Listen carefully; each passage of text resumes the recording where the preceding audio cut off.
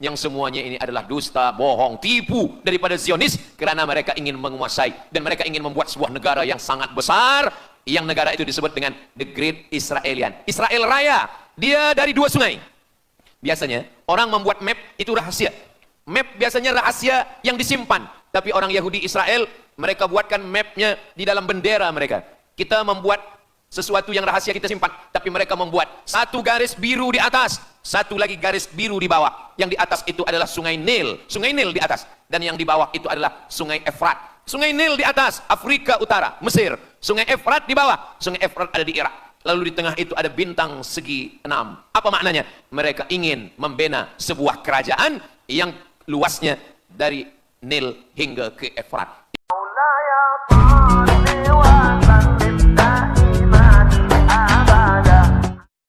Mengapa Israel ini ingin betul mengambil Palestina ini? Apa yang ada di Palestina? Apakah di Palestina itu ada emas? Apakah di Palestina itu ada perak? Mengapa mereka bersemangat betul ingin mengambil Palestina ini? Pada tahun 2007, Al-Faqir Abdul Samad, saya menterjemah satu buku berbahasa Arab, judulnya Tarikh Ad-Diyanah Al-Yahudiyah, ditulis oleh seorang ulama daripada Al-Iskandariyah, Mesir. Di situ dia bagi satu jawaban. Kenapa orang Israel itu amat sangat menginginkan Palestina? Rupanya ada seorang bernama Israel. Israel maknanya dua. Isra abadun. El bahasa Hebrew language, bahasa Ibrani. El artinya Tuhan. Israel artinya hamba Tuhan. Tapi mereka punya makna yang kedua. Israel artinya al-musari' lillah. Al-musari' lillah, orang yang bergulat, orang yang mengalahkan Tuhan. Rupanya Tuhan pernah kalah. Dan ketika Tuhan kalah, lalu Tuhan memberikan hadiah satu petak tanah. Dan tanah itu adalah tanah Palestina. Menurut mereka. Jadi mereka meyakini bahwa ketika Tuhan dikalahkan oleh Israel, maka hadiahnya adalah bumi Palestina. Itulah kenapa mereka amat sangat ingin mengambil tanah itu. Tapi kita pula, Palestina bagi kita adalah hijrahnya Nabi Muhammad sallallahu alaihi wasallam yang dituliskan dalam Al-Qur'an. A'udzubillahi minasyaitonir rajim. Subhanalladzi asra bi'abdihi lailan minal masjidil haram ilal masjidil aqsa alladzi barakna haulah. Dulu semasa belajar di Al-Azhar ada satu subjek namanya Al-Milal wan Nihal. Al-Milal maknanya aliran-aliran keagamaan. Wan Nihal agama-agama. Maka salah satu aliran itu disebut dengan Zion. Zion adalah nama satu bukit yang ada di Palestina. Lalu mereka mengambil nama ini sebagai satu gerakan dunia. Dalam bahasa Arabnya disebut dengan As-Sahyuniyah atau Zionis. Mereka ingin mengembalikan Yahudi ke Palestina. Apa yang membuat mereka ingin? Rupa-rupanya mereka meyakini bahwa mereka menunggu-nunggu seorang lelaki. Lelaki itu bernama Mesiah. Dalam bahasa mereka sebut dengan Mesiah. Dalam bahasa Arabnya adalah Al-Masih. Al-Masih diambil dari kata masaha. Masaha artinya disapu. Kita dalam wudhu ada menyapu. Idza qumtum ila shalah, kalau kamu ingin sembahyang, faghsilu wujuhakum, muka dibasuh. Wa aydiyakum ilal marafiq, tangan pun dibasuh hingga ke siku. Tapi kepala dengan telinga tidak dibasuh. Kepala dengan telinga disapu. Wamsahu biru'usikum, disapu. Jadi kenapa dia dikatakan Al-Masih? Kerana dua. Pertama, waktu lahirnya badannya disapu dengan minyak. Yang kedua, setelah dia besar, bila dia tengok orang lumpuh, dia sapu. Orang yang lumpuh boleh tegak berdiri. Bila nampak orang buta, dia sapu. Orang buta boleh menengok. Bila nampak orang mati, dia sapu. Dan orang mati pun boleh tegak berdiri. Dia tunjuk tanah, ya ard umbuti, wahai tanah tumbuh tanaman. Dia tunjuk langit, ya sama imtiri, turunkan hujan. Dia tunjuk orang mati, ya mayit orang mati tegak berdiri. Maka dia disebut dengan Al-Masih. Tapi Al-Masih ini ada yang original. Itulah dia Al-Masih Isa anak Maryam alaihissalam. Tapi ada Al-Masih satu lagi, macam Isa. Orang Arab bila ada mangkuk, mereka sebut dengan wi'a. Kalau mangkuk ini emas, mereka katakan al-wi'a al-zahabi, mangkuk emas. Tapi kalau mangkuk ini dari perak, tapi dibalur dengan emas, mereka akan mengatakan al-wi'a al-mudajjal. Dia bukan emas, tapi dia nampak macam emas, maka dia namanya mudajjal. Begitu juga dengan Al-Masih ini. Al-Masih yang betul-betul Al-Masih, dia adalah Al-Masih Isa anak Maryam. Tapi ada yang macam Al-Masih, bentuknya macam Al-Masih, macam mukjizat Al-Masih, tapi dia bukan Al-Masih. Itulah dia Al-Masih Ad-Dajjal. Sebenarnya mereka sedang menunggu Al-Masih Ad-Dajjal. Kita pula Sebelum salam, kita minta perlindungan kepada Allah dari Al-Masih Ad-Dajjal. Allahumma inni a'udzubika min adzabi jahannam wa min adzabil qabri wa min fitnatil mahya wal mamat wa min syarri fitnatil masihid Dajjal. Kita minta tolong pada Allah supaya jauh daripada Dajjal. Mereka menunggu-nunggu Dajjal. Kenapa mereka ingin menunggu Dajjal? Sebab menurut mereka, bila Al-Masih Dajjal ini datang, maka nanti kambing akan berdamai dengan serigala. Semua akan hidup tenang. Dan mereka akan menjadi penguasa dunia. Selain daripada Yahudi Israel adalah ghaim. Ghaim adalah keledai tunggangan. Jadi sebenarnya sesiapa saja pun yang bukan Yahudi, dia hanya akan menjadi keledai. Dan mereka ini adalah agama yang juga sebagai suku bangsa, yang juga sebagai sebuah negeri. Kita Islam, agama kita, tapi bangsa kita Melayu. Dan kita tinggal duduk, ada Melayu di Sumatera, ada Melayu di Semenanjung, ada Melayu di Kalimantan, Borneo. Melayu tersebar di beberapa negara. Tapi Yahudi tiga. Yahudi sebagai agama, Yahudi sebagai bangsa, Yahudi sebagai negeri. Mereka ingin mewujudkan ketiga-tiga ini menjadi satu. Kami bangsa Yahudi, kami agama Yahudi, dan kami punya negeri Yahudi. Itulah keinginan mereka. Maka mereka sedang menantikan raja mereka. Raja mereka adalah Al-Masih Ad-Dajjal. Dan Al-Masih Ad-Dajjal ini akan turun kalau syarat-syarat ini mereka penuhi. Kata Syekh Fargallah dalam subjek Al-Milal wan Nihal. Maka yang pertama diminta oleh Al-Masih Ad-Dajjal ini adalah semua Yahudi kembali kepada bumi Israel. Mereka mengatakan itu bumi punya dia dan semua akan kembali. Rupa-rupanya mereka tiada punya negeri. Sama macam nasib orang Kurdi. Kurdi ada di Turki, Kurdi ada di Irak, Kurdi ada di beberapa belahan bumi. Syekh Amin Al-Kurdi, mursyid tarekat Naqsabandiyah di Mesir, orang Kurdi, tapi duduk di Mesir. Syekh Muhammad Said Ramadan Al-Buti, orang Kurdi, tapi duduk di Suriah. Salahuddin Al-Ayyubi, orang Kurdi, tapi dia raja di Mesir. Mereka pun di seluruh dunia ada, tapi mereka tak ada punya negeri. Maka mereka ingin mengambil Palestina, mereka ingin kembali ke negeri yang menurut mereka inilah adalah hadiah daripada Tuhan, kerana Tuhan kalah bertembung, bertarung dengan nenek moyang mereka bernama Israel menurut hikayat mereka. Yang ini semuanya adalah asatirul awalin, hanya dongeng-dongeng nenek moyang mereka zaman silam. Lalu kemudian datanglah Theodor Herzl menghadap kepada Sultan Abdul Hamid, Sultan Turki. Mereka ingin membayar dengan ratusan keping emas. Apa kata Sultan Abdul Hamid? Dulu Palestina itu diambil dengan darah dan nyawa, maka saya tidak akan memberikannya dengan emas. Lalu kemudian apa yang terjadi? Mereka menghalau Sultan Abdul Hamid dengan seorang lelaki bernama Mustafa Kemal Ataturk. Lalu kemudian hilanglah khilafah Islamiyah. Ketika khilafah Islamiyah tahun 1924 ini jatuh, hilang, tumbang, maka ketika itu umat Islam tidak lagi ada pelindung. Dan ketika itulah mereka mengambil Palestina. Mereka merebut, mereka mengambil, seperti yang dikatakan Sayyidina Muhammad SAW, kamu akan diperebutkan seperti makanan yang ada di atas meja makan. Satu mengambil kakinya, satu merebut kepalanya, satu mengambil dadanya, dan tercabik-cabik, dicakar, dimakan, dipotong. Tak ada satu pun yang peduli. Alhamdulillah, kita malam ini masih peduli. Kita sedang mengajarkan kepada belia-belia, kita sedang mengajarkan kepada pemuda-pemuda Islam. Mudah-mudahan sampai anak cucu kita sampai hari kiamat masih lagi peduli kepada Palestina, insyaAllah. Allahu Akbar. Semua Yahudi kembali ke Palestina. Maka sekarang mereka sudah berkumpul. Berapa jumlah mereka? 9 juta Yahudi sudah berada di Palestina. Itu syarat supaya Al-Masih itu turun. Sebab Al-Masih tidak mahu turun kalau Yahudi-Yahudi ini tidak kembali ke Palestina menurut mereka. Maka Yahudi dari Rusia kembali, Yahudi yang ada dari Amerika kembali semuanya. Dari mulai tahun 1946 sampailah hari ini 2025, tahun hadapan 2026, 80 tahun lamanya mereka sudah berkumpul menunggu kedatangan Al-Masih dengan cara berkumpul. Dan mereka yang datang ini hanya keturunan Yahudi dari puak ibunya saja. Yahudi ini tidak menerima dari puak ayah. Jadi kalau ada ayahnya Yahudi, emaknya tak Yahudi, dia tiada diterima. Sebab mereka guna dari puak ibu. Maka bila ibunya Yahudi, maka dia akan diterima. Ada satu Yahudi yang tidak diterima, Yahudi Falasha dari Afrika. Yahudi Falasha ini datang, mereka dari Ethiopia, mereka menyeberang ke Sudan, dari Sudan mereka masuk ke Mesir, dan mereka datang ke Palestina. Mereka pernah masuk juga, tapi mereka tertolak. Sebab dia mengaku Yahudi, tapi kulit dia hitam. Saya tak tahu di tempat kita, tapi di tempat saya banyak juga Yahudi, namanya Yahudi pesek. Kulit dia hitam, hidung dia pesek, tapi otak dia Yahudi. Ini lebih berbahaya lagi. Mereka menyebarkan kebencian. Jadi sebenarnya Yahudi adalah makhluk yang paling unsuri, rasisme. Mereka tiada menerima selain daripada Yahudi. Siapapun yang datang ingin mengaku orang Yahudi, kalau ditengok nasabnya tidak sesuai daripada ibu, dia tidak akan diterima. Sedarlah wahai orang yang membela-bela Yahudi. Wahai orang yang membela Yahudi, kalau kamu bukan Yahudi, maka kamu tidak akan diterima. Kerana Yahudi adalah agama, Yahudi adalah bangsa, dan Yahudi adalah negeri. Mereka ingin mewujudkan ini. Maka berdatanganlah Yahudi beramai-ramai, lalu mereka pun turun ke Palestina. Sampai hari ini mereka terus berdatangan. Lalu kemudian yang kedua, syarat Yahudi didatangi oleh Al-Masih, Mesias, mereka mesti menanam tanaman yang hijau.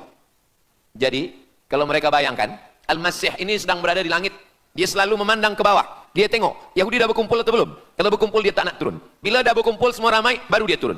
Dah berkumpul 5 juta, dia belum juga turun. Dah berkumpul 9 juta, dia belum juga turun. Rupanya yang kedua, dia ingin supaya tanah Palestina itu hijau.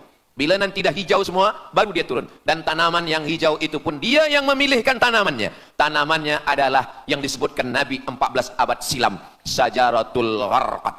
Nanti semua akan membela umat Islam. Sampai-sampai batu berkata, apa kata batu? Ya abadallah, wahai hamba Allah, hadza Yahudi khalfi, ini di belakang saya ada Yahudi, faktulhu, bunuhlah dia. Kata Nabi, jangankan manusia, batu pun membela umat Islam. Batu akan berkata, ya abadallah, wahai hamba Allah, hadza Yahudi, ini di belakang saya ada Yahudi, faktulhu, bunuh dia. Tapi ada satu yang membela mereka. Siapa dia? Syajaratul Gharqad, pokok kayu Gharqad. Allah menunjukkan sampai hari ini mereka menanam pokok Gharqad ini. Saya belajar ke Mesir tahun 1998. Musim panas tahun 1999, saya pergi ke satu kawasan bernama Aris. Selepas itu pergi ke sebuah kota, kota ini bernama Rafah. Rafah ini dibagi dua, setengah diambil oleh Yahudi, setengah lagi diambil oleh Mesir. Dari sempadan ini kita boleh menengok hijau. Lalu saya pun bertanya kepada ulama yang mendampingi kami, Tuan Syekh, itu pokok apa yang hijau?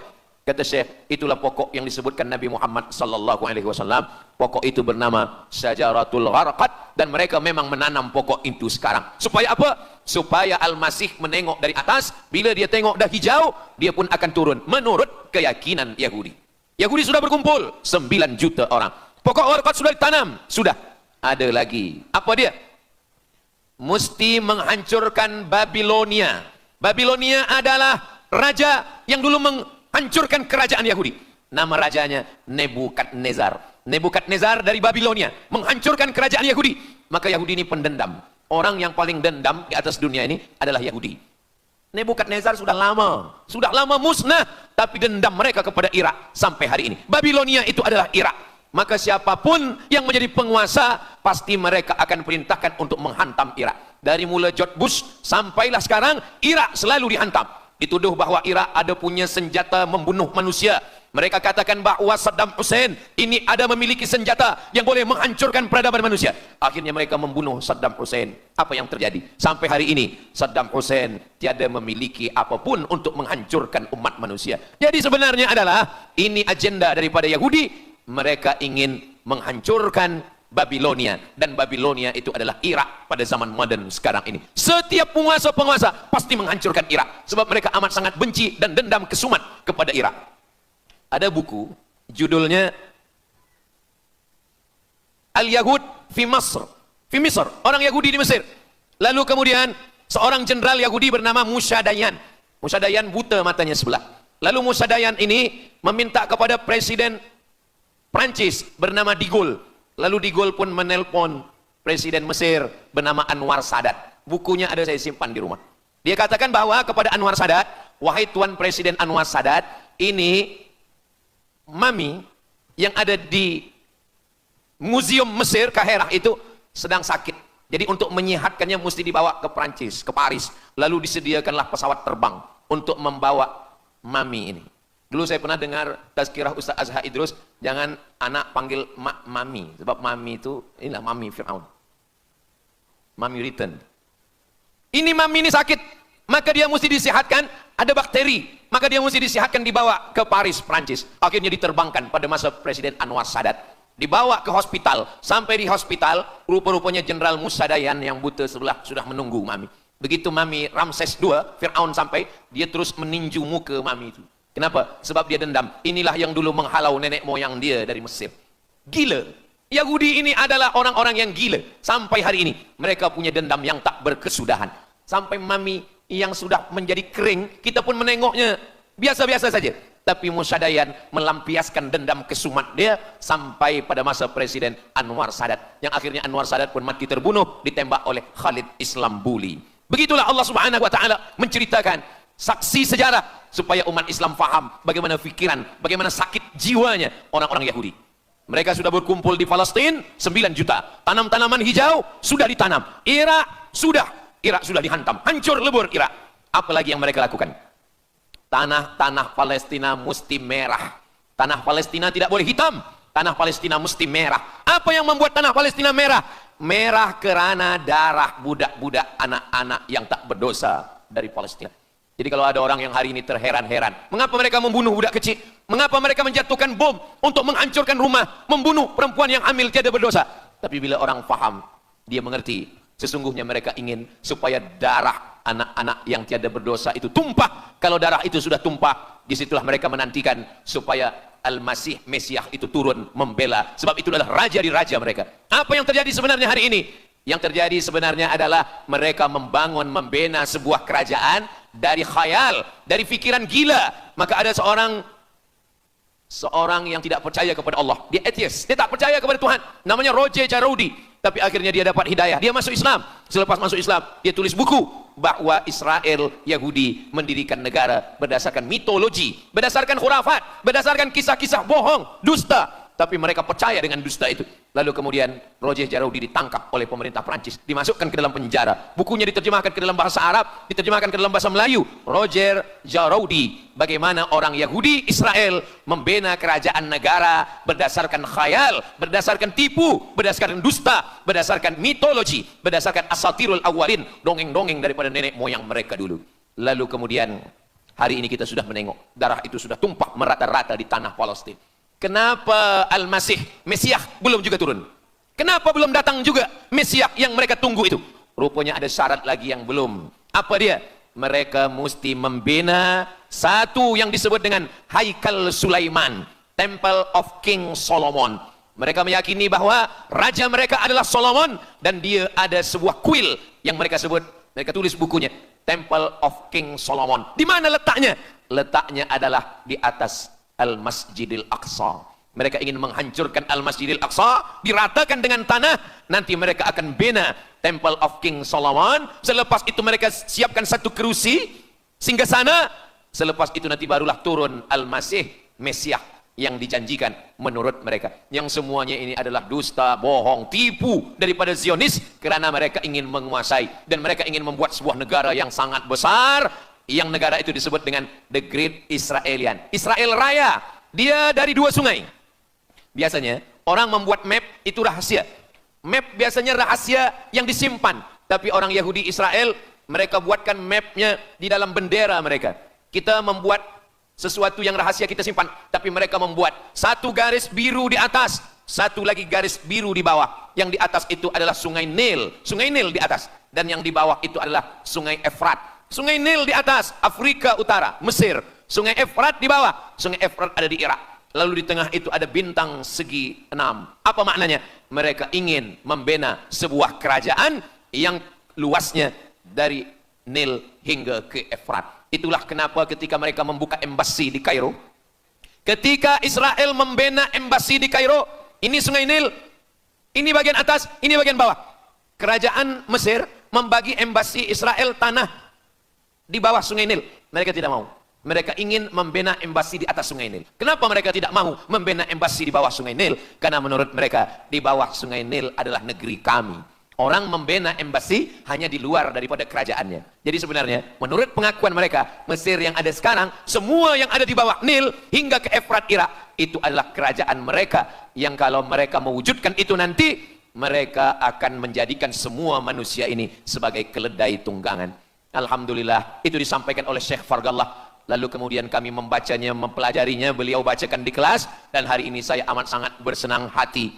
Tapi kita tetap susah hati dengan Palestina. Saya merasa senang hati sebab saya boleh menyampaikannya kepada para belia pemuda muslimin muslimat yang hadir malam ini. Macam mana suara saya, jelas tak jelas? Jelas. Yang saya sampaikan ini boleh faham? Alhamdulillah. Yang tak faham nanti faham sendiri insyaallah.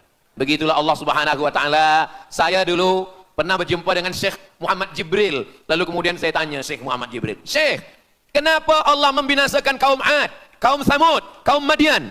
Wa ila Samud akhahum Salihah, wa ila Madian akhahum Syuaiba, wa ila Adin akhahum Huda." Madian, Samud, Ad, semuanya musnah. Iram dzatil imad. Iram, hilang semuanya. Tapi kenapa Yahudi ini masih ada sekarang? Kenapa Allah tak musnahkan? Kata Syekh Muhammad Jibril, Allah Maha Kuasa untuk memusnahkan Yahudi, Israel. Senang saja bagi Allah. Innama amruhu idza arada syai'an ayyakula lahu kun fayakun. Yahudi Israel mati semua rata dengan tanah. Satu jeritan malaikat mati mereka semua. Allah goncangkan bumi, habis mereka ditelan bumi. Ya bunayya, wahai anakku, kalaulah Israel Yahudi ini mati, lalu kamu masuk surga dengan apa, kata dia. Sebenarnya Allah masih menyisakan Yahudi ini supaya kita berjuang. Sekarang ada umat Islam yang amat sangat lemah. Dia bukannya ikut berjuang, tapi melemahkan perjuangan orang. Bila ada umat Islam yang berkumpul beramai-ramai, solidariti tentang Palestin, dia berkata, katanya Allah Maha Kuasa, kenapa Allah tak binasakan? Dulu, arsalna alaihim tayran ababil, datang burung ababil, tarmihim bi'ijaratin min sijil. Mana ababil sekarang? Kenapa Allah tak kirimkan ababil? Saya pun pernah tanyakan ini kepada masyayikh. Syekh, kenapa Allah tak kirimkan ababil? Dulu, ketika Abdul Muttalib memegang kunci Ka'bah, masa itu tak ada orang beriman. Abdul Muttalib bersendirian. Lalu kemudian dia datang ke Ka'bah. Dia letakkan kunci itu. Ya Allah, inna lihadzal baiti rabban yahmih. Saya sendiri seorang saja. Saya tak sanggup untuk menolong Ka'bah. Inna lihadzal baiti rabban yahmih. Ka'bah ini ada pemiliknya. Ka'bah ini ada pelindungnya. Allah akan melindungi. Itulah mengapa Allah mengirimkan. Alam tara kaifa fa'ala rabbuka bi ashabil fil. Alam yaj'al kaidahum fi tadlil. Kenapa Allah kirimkan tayran ababil? Karena tidak ada orang beriman. Hanya Abdul Muttalib sendiri. Tapi sekarang 2 miliar orang beriman yang bersyahadat asyhadu an la ilaha illallah wa asyhadu anna Muhammadan Rasulullah. Itulah kenapa Allah tidak mengirimkan tayran ababil. Itulah kenapa Allah tidak membuatkan goncangan. Itulah kenapa. Tapi sedikit banyak Allah mulai menurunkan pertolongannya. Kalau sudah datang pertolongan Allah Subhanahu wa taala, idza jaa nasrullah, kalau sudah datang pertolongan Allah, idza jaa nasrullah wal fath, kemenangan, wa ra'aitan nasa yadkhuluna fi dinillahi afwaja. Insyaallah, alaysa subuhu biqarib, subuh tak lama lagi. Pertolongan Allah pasti datang. Nasrum minallah wa fathun qarib. Hasbunallah wa ni'mal wakil. Ni'mal maula wa ni'man nasir. Wala haula wala quwwata illa billahil aliyil azim. Kalau kita seorang cikgu, kalau kita seorang ulama, sampaikanlah kepada umat. Sebagai seorang ayah, sampaikan kepada anak. Sebagai seorang ahli keluarga, kita mesti ingatkan, buatkan baju dengan lambang, simbol, bendera penderitaan Palestina. Kalau kita menonton dengan keluarga di rumah, tontonkan bagaimana penderitaan anak-anak di Palestina. Saya di rumah ada gambar besar, gambar Palestina. Sehingga setiap kali tamu datang, kita bercerita, dia tanya, ini gambar apa nih Ustaz? Inilah gambar saudara kita yang sedang teraniaya di Palestina. Malam ini kita guna sorban, kita pakai sorban yang mengingatkan kita kepada Palestina. Apapun yang kita lakukan, jangan lupa menyampaikan khutbah Jumat, kunut nazilah, Allahumma ansuril Islam wal muslimina fi Palestina. Silahul mu'min, doa silahul mu'min. Kalau kita tiada senjata lagi, maka sesungguhnya doa. Man lam yahtam bi amril muslimin, siapa yang tak peduli kepada penderitaan saudaranya di Palestina, falaisa minhum, dia tidak diakui sebagai umat Nabi Muhammad sallallahu alaihi wasallam. Orang beriman bukan setakat sembahyang subuh, zuhur, asar, maghrib, isya. Orang beriman bukan setakat ditengok berapa kali dia ke Baitullah Haji dan Umrah, tapi orang beriman bagaimana perasaan dia kepada saudaranya. Maka kata Nabi SAW, la yu'minu ahadukum, kamu tidak beriman, kalaupun kamu beriman, belum sempurna, hatta yuhibba li akhi, sampai engkau sayang kepada saudara. Ma yuhibbu li nafsih, sayang kepada saudara seperti sayang pada diri sendiri. Kalau anak saudara kita di Palestina teraniaya, kita lebih teraniaya. Kalau pipi kita dicubit sakit, begitu juga dengan saudara kita di Palestina. Kita memang hidup pada zaman yang susah, yang payah. Beruntunglah datuk nenek moyang kita 100 tahun yang lampau, mereka selamat dari fitnah ini. Tapi kita pun tak boleh mengutuk nasib. Mengapa saya hidup sekarang? Kenapa kami hidup tahun 1447 ini ya Allah? Tentu ada hikmahnya. Allah hidupkan kita hari ini. Kenapa saya tak hidup zaman Nabi? Kalau ada pemuda belia sekarang datang kepada Ustaz Abdul Somad, Ustaz Somad, kenapa saya tak hidup zaman Nabi? Kalau saya hidup zaman Nabi mungkin saya baik. Kamu yang komplain kepada Allah, kalau kamu hidup zaman Nabi mungkin tidak ikut Nabi, ikut Abu Lahab, ikut Abu Jahal. Kita dihidupkan Allah hari ini. Kita masih bersama dengan guru kita, Al-Fadhil Ustaz Azhar Idrus. Kita masih bersama dengan orang-orang baik, orang mulia. Alaikum bil jamaah. Kata Nabi SAW, man syadza syadza finnar. Jangan bersendirian. Sendirian masuk neraka. Kita mesti berjamaah. Alhamdulillah. Yang ada kuasa dengan kuasanya. Yang ada fatwa dengan fatwanya. Yang ada ilmu dengan ilmunya. Bagi penuntut-penuntut, pelajar-pelajar, tonton. Buat video. Buat apapun yang boleh kita buat. Share, gambar, semuanya. Itu ada tanggung jawab kita di hadapan Allah Subhanahu wa taala. Kullukum ra'in. Setiap kamu pemimpin. Hadap ke Baitul Maqdis 17 hingga 18 bulan. Sampai akhirnya pada bulan Sya'ban turun ayat, qad nara taqalluba wajhika fis sama', kami menengok wajah engkau menghadap ke arah langit.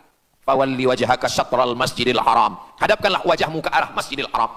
Lalu Nabi pun menghadap ke arah Masjidil Haram. Selepas itu sahabat datang beramai-ramai menjumpai Nabi Muhammad SAW. Ya Rasulullah, bagaimana saudara kami yang sembahyang, yang sholat 16 bulan, 17 bulan, 18 bulan, dia menghadap ke Palestina. Apakah sholatnya diterima Allah? Turun ayat, wa ma kana Allahu liyudhi'a imanahum. Tafsirnya, wa ma kana Allahu liyudhi'a salatahum. Allah tidak menyia-nyiakan sembahyang mereka. Allah tidak menyia-nyiakan salat mereka. Sembahyang mereka yang dulu menghadap ke Baitul Maqdis diterima Allah atau tidak? Itu yang mereka cemaskan, itu yang mereka khawatirkan. Sembahyang yang 18 bulan itu yang mereka takutkan. Bagaimana kita sekarang? Bagaimana sembahyang saudara kita? Bagaimana puasa mereka? Bagaimana musim sejuk? Mereka sejuk. Bagaimana mereka tak boleh makan, tak boleh minum? Kalau kita sudah berbuat di luar kemampuan kita, kita tidak akan dituntut di hadapan Allah. La yukallifullahu nafsan illa wus'aha. Mudah-mudahan apa yang kita lakukan malam ini, kita bangkitkan semangat jamaah. Selemah-lemahnya adalah doa. Selemah-lemah kekuatan orang beriman adalah melafazkan doa kepada Allah supaya Allah memberikan pertolongan. Tak ada yang susah bagi Allah Subhanahu wa taala. Itulah yang boleh Al-Fakir sampaikan pada malam hari ini, solidariti kita tentang Palestina. Mudah-mudahan ada manfaatnya. Banyak cakap kata yang tak berkenan di hati, menyinggung perasaan. Saya memohon maaf beribu-ribu maaf. Mudah-mudahan yang kita lakukan malam ini diridhai Allah Subhanahu wa taala dan boleh kita bawa bekal menghadap Allah. Bila kita mati ditanya oleh Allah, inilah jawaban kita. Kami sudah berkumpul, kami sudah bangkitkan semangat, kami sudah berdoa, kami sudah menjelaskan bagaimana jahatnya Yahudi di Palestina. Akhirnya saya tutup dengan pantun penutup, menangkap puyuh di Bukit Selasi. Thank you dan terima kasih. Aku qauli hadza astaghfirullah li wa lakum. Allahu akbar. Allahu akbar. Allahu akbar. Sallu ala Nabi Muhammad. Allahumma salli ala sayyidina Muhammad wa ala ali sayyidina Muhammad. Terima kasih segala perhatian. Mohon maaf segala kesilapan dan kekhilafan. Wassalamualaikum warahmatullahi wabarakatuh.